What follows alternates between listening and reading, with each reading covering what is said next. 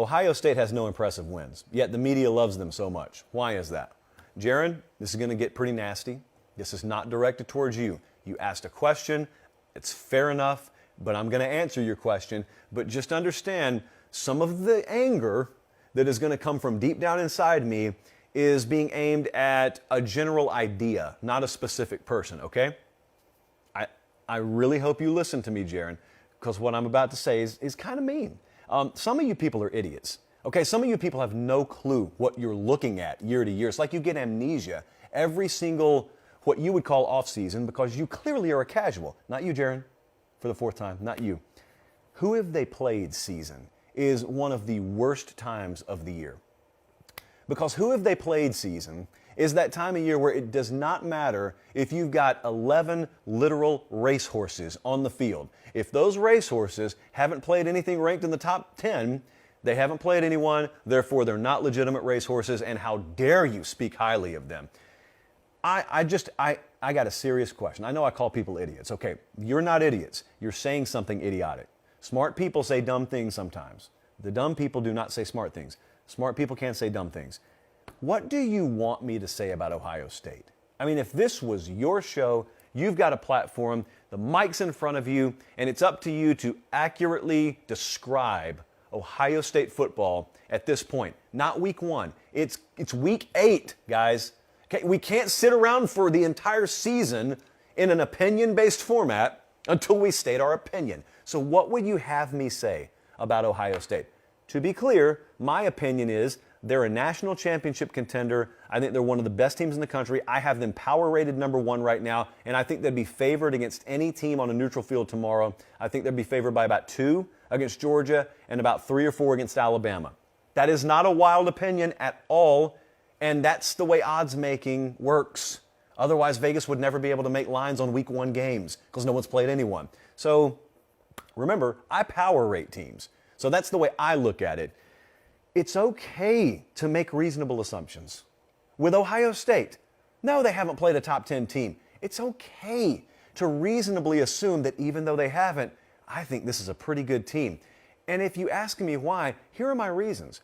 They've got C.J. Stroud at quarterback. They've got an incredible tandem in the backfield. I think they have the best offensive line in college football. I think they've got a stable of incredible wide receivers. Jim Knowles has improved this defense. They've finished top 5 in recruiting the last 3 years. These are context clues that are not just being pulled out of thin air. These things matter. Does it mean they're going to win the national title? It does not mean that. It doesn't even mean they're going to beat Iowa this week. But I got a pretty darn good feeling that they're going to beat Iowa and Penn State and Northwestern. I got a pretty good feeling they're going to be undefeated when they play Michigan because of this. But they struggled against Notre Dame, Josh. Hey, Bama's gone to the wire with like 4 teams this year. They took it to the last play against Texas A&M at home a couple of weeks ago. Georgia trailed Missouri in the 4th quarter. Everybody's shown vulnerability. It's just that since week 1, Ohio State hasn't. They've skull drug everyone. So until you show me this team that's won by 50 every week against legitimate competition, I got to judge everyone like this. Who's playing this murderer's row of top 10 competition every week? It's not the NFL. It's not the way it works. You don't play someone equal to you every single week. And here's the other thing. Speaking of the NFL, this whole ideology is so backwards because you're telling me, independent of what the team looks like, you just can't praise them. You can't put any kind of numeric grade on them until they've played elite competition. Well, by that logic, let me ask you a question. If I took the Buffalo Bills right now from the NFL and I said, Buffalo, come here, you're going to the Big Ten, and they descended to the Big Ten, but they had only played Ohio State's schedule. They would have beaten everyone by 115, but they had only played Ohio State's schedule.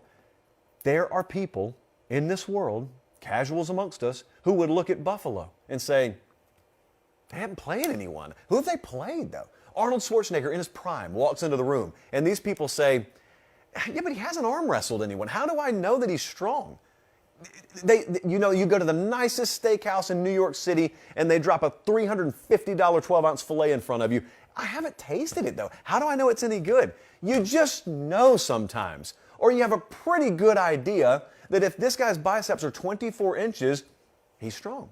If this piece of meat costs 350 bucks, it's probably pretty good. If I've got a roster full of players who are coveted by everyone in America, and the quarterback's about to go top 5 in the NFL draft, and all of these dudes are elite, and this coaching staff is elite, they're probably pretty good. That's how I assume, and if you want to assume otherwise, that's fine.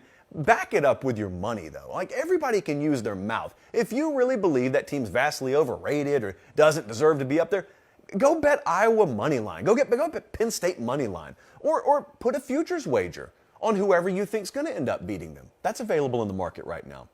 Jaron, I love you. I thank you for watching. That was not directed at you. Thanks for watching, guys. Don't leave yet. Don't leave yet. Make sure you like the video and please subscribe to the channel. Not just for me, that's how we keep this entire thing free.